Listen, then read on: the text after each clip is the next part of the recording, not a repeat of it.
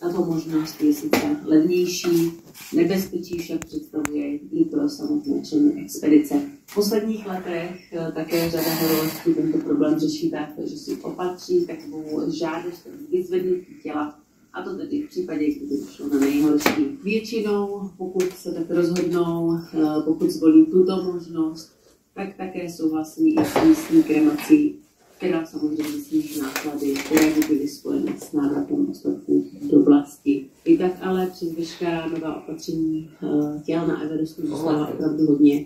A ty, které tedy horu do dnešního dne stále neopustili, tak zůstávají jakýmsi varováním pro ostatní horolezce.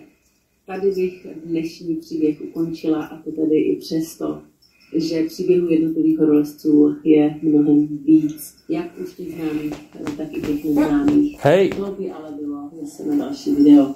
Jako vždy vám moc děkuji za vaši pozornost a už se těším na všechny vaše komentáře a názory, které tedy můžete jako vždycky zanechat dole v sekci komentářů pod tímto videem. Všichni milovníci True Crime se nově mohou přidat do mé Hero Farm, kde na vás čekají exkluzivní bonusové případy, které zde najdete a mnoho dalších benefitů.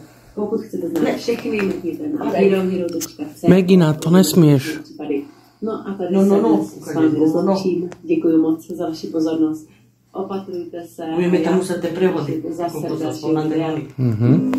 Megina, no.